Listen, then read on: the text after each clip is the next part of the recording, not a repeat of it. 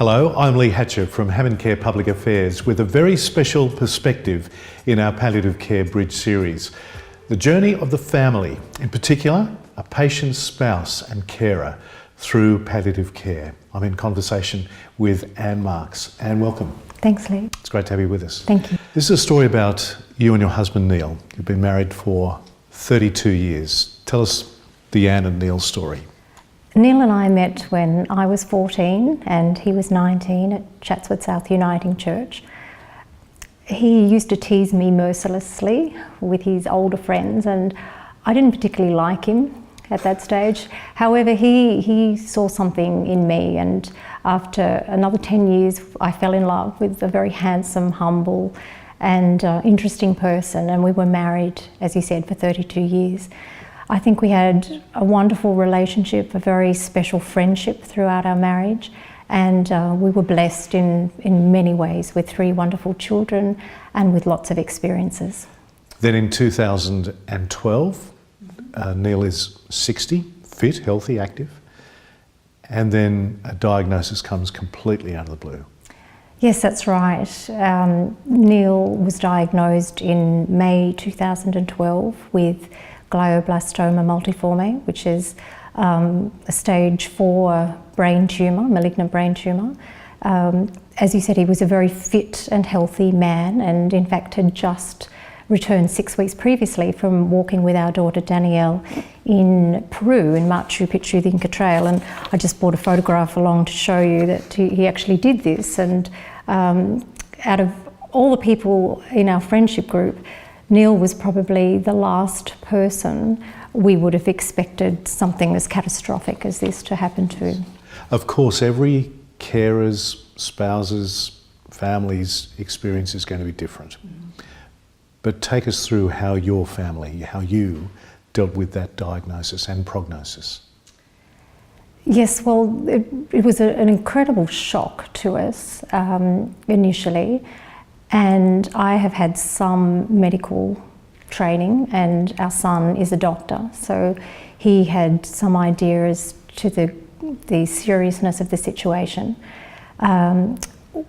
Neil was very courageous and very positive throughout his experience, and was always optimistic as to the result, the end result and outcome. And I think that his family, we tried as a whole to be just as supportive of his positivity as we could, even though perhaps a couple of us were aware that this wasn't going to end well. We were always there making the whole experience about him and supporting him as much as we could. It was certainly an interesting time of our lives. It was a very special time in our lives, and it's something I think that I'm very grateful for. It was a very significant realisation that you came to, that it wasn't about you, it was about him. Absolutely. Neil was a very giving husband and a very giving father, and he tended to sit on the back burner, I suppose, and be incredibly supportive of his children and of me as well, and didn't really ask for a whole lot in return. So I think very early on we thought this is his time to be the centre of attention, and we surrounded him with as much love and humour and positive thoughts that we possibly could during this time. What were some of the specific challenges you all faced, including him, but also you, regarding his specific diagnosis? Well, his specific diagnosis was interesting in that he didn't feel pain as such, he didn't have headaches, he didn't feel sick.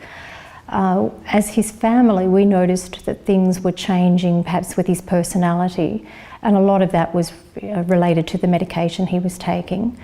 So that required patience, it required understanding, it required a lot of self-control. Sometimes we just had to bite our lips when things weren't, it was clearly not him who was perhaps saying some of the things that he was saying.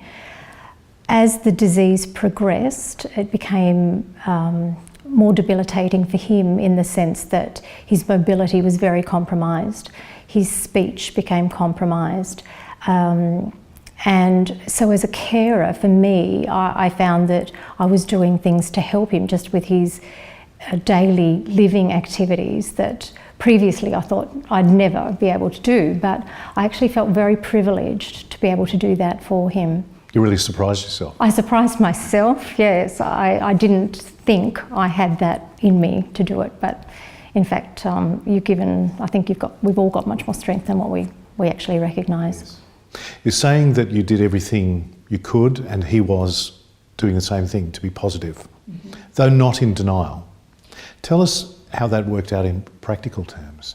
In practical terms, we tried very hard, I tried hard to accept his diagnosis. As I said, Neil was always very positive, and it really wasn't until the last month of his life when he was transferred to palliative care that he probably truly accepted that he wasn't going to survive. For me, I think I tried, as I said earlier, to be as supportive as I could and share in his joy, share in his positive results if he had a positive blood result, or share in his courage to face the disease. However, always underlying that was the knowledge for me that this wasn't going to end well. So I don't think I was ever in denial. However, if he was joyful, I celebrated that joy with him. If he was despairing, I would cry with him at that time. Was it a tricky thing for you in the family, with him remaining positive, though you were probably more grounded in the reality of the inevitable outcome? I don't think so, Lee. I think, in fact, he made it easy for us because he was so positive. And we tried hard to, if we had our fears and our concerns, we tried hard to just talk about that away from him, so that sometimes the children and I would cry together, but he wouldn't know about that. And we tried always to just present a brave face for him.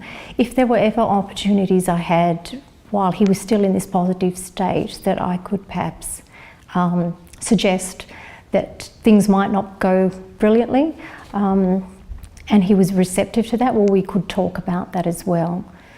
But as I said, it was probably the very last month that he recognised he wasn't going to survive. Tell us how the palliative care staff related to you and also how you related to them. The palliative care staff at Naringa were just wonderful. From the moment we went into the hospital, they treated Neil with such respect and with such care, and similarly with the children and me, they were always careful to ensure that we were very well informed with what was going on. They listened to what Neil's particular desires were in terms of his medical care, and they were very accommodating with that as well. I got to know the staff by name, they knew me by name. I was there obviously every day for a long time during the day, and it was like walking into a second family, I suppose.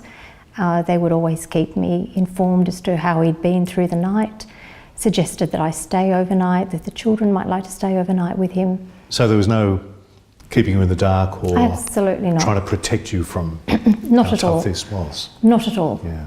No. Tell us about the roller coaster of emotions and conversations that happen in palliative care for you.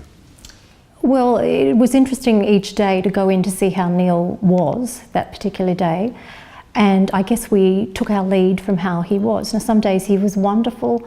He always had a wonderful sense of humour, and that was another very positive thing about how he coped with the illness. And if he was in this very good frame of mind, well, we'd be there supporting that.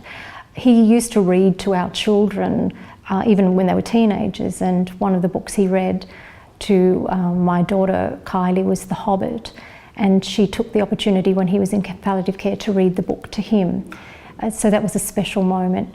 We decorated his room as brightly and as cheerfully and as lovingly as we possibly could, and the time in palliative care was, I'd say, 95% joyful for us. More laughs than you'd imagine. But many more laughs than what we would imagine, and it also gave me the opportunity, or all of us the opportunity, to say to him the things we wanted to say, and for him to speak and say the things that he wanted to say to us. So I'm so grateful that I don't have regrets, that we didn't leave a word unsaid. And I know you're up to talking about the day that Neil died. Mm-hmm. Take us through that. The day he died, I walked in at 8 in the morning, as I usually did, and I opened the blinds and I said a very cheery greeting to him. I could tell that he had deteriorated, and he made noises, which I knew that he knew I was there. And I just walked over and said, I know I'm here, you just save your energy, it's okay.